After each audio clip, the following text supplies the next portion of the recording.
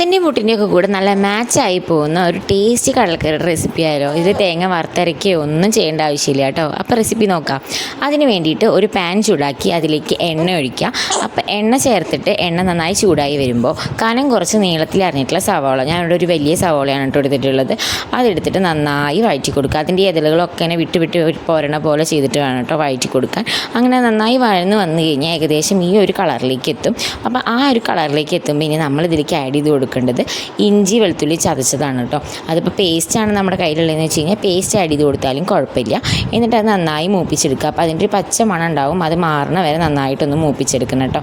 അങ്ങനെ അത് മൂത്ത് വരുന്ന സമയത്ത് നമ്മളിനി അതിലേക്ക് പൊടികളൊക്കെ ആഡ് ചെയ്ത് കൊടുക്കുകയാണ്. അപ്പോൾ അതിലേക്കായിട്ട് മഞ്ഞൾപ്പൊടി, അതേപോലെ തന്നെ മുളക് പൊടി, മല്ലിപ്പൊടി, പിന്നെ കുറച്ച് മസാലപ്പൊടിയും കൂടി ആഡ് ചെയ്തിട്ട് നന്നായിട്ടൊന്ന് മൂപ്പിച്ചെടുക്കുക. അപ്പോൾ നന്നായി ഒന്ന് ഫ്രൈ ആയി വരണേ. ലേശം അടി പിടിക്കുന്ന പോലെയൊക്കെ ഉണ്ടാവും, അത് സെറ്റ് ആയിക്കോളൂ കേട്ടോ കുറച്ച് കഴിഞ്ഞിട്ട്. അപ്പോൾ നന്നായി അതൊന്നിങ്ങനെ ഫ്രൈ ചെയ്തെടുക്കുക. അതിൻ്റെയും ഒരു പച്ചമണം ഉണ്ടാവും, അപ്പോൾ അതൊന്ന് മാറണ വരെ നന്നായിട്ടൊന്ന് വഴറ്റി കൊടുത്തിട്ട് അതിലേക്ക് ഞാൻ ഒരു വലിയ തക്കാളി അരിഞ്ഞതാണ് കേട്ടോ ചേർക്കുന്നത്. ഇനി ആ തക്കാളിയും കൂടി ഇട്ടിട്ട് നന്നായി അത് വാട്ടി കൊടുക്കുക. നല്ലപോലെ ഉടഞ്ഞ് കിട്ടണേ തക്കാളി. അപ്പോൾ അങ്ങനെ തക്കാളി നന്നായി ഉടഞ്ഞ ശേഷം നമ്മൾ കടല കുതിർത്തിട്ട് പിന്നെ കുക്കറിലിട്ട് വേവിച്ചിട്ടുള്ളതായിരുന്നു, അത് അരച്ചത് നമ്മളിതിലേക്ക് ആഡ് ചെയ്ത് കൊടുക്കുക. ഇതെന്തിനാണെന്ന് വെച്ച് കഴിഞ്ഞാൽ നല്ലൊരു കൊഴുപ്പ് കിട്ടാൻ വേണ്ടിയിട്ടാണ്.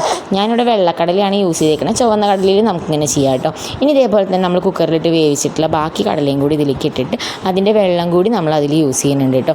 ആ വെള്ളം കഴിഞ്ഞിട്ട് മതി പിന്നെ നമ്മൾ വെള്ളം ആഡ് ചെയ്ത് കൊടുക്കൽ. നമ്മൾ ഓൾറെഡി ഉപ്പ് മഞ്ഞൾപ്പൊടി ഇട്ട് വേവിച്ചിട്ടുള്ളതാണ് ഈ കടല. അപ്പോൾ അതിൽ ആദ്യം ഉപ്പുണ്ടാവും, അത് കഴിഞ്ഞിട്ട് നമ്മൾ ടേസ്റ്റ് ചെയ്ത് നോക്കിയിട്ട് പിന്നെ വേണമെങ്കിൽ ഉപ്പ് ചേർത്താൽ മതി കേട്ടോ.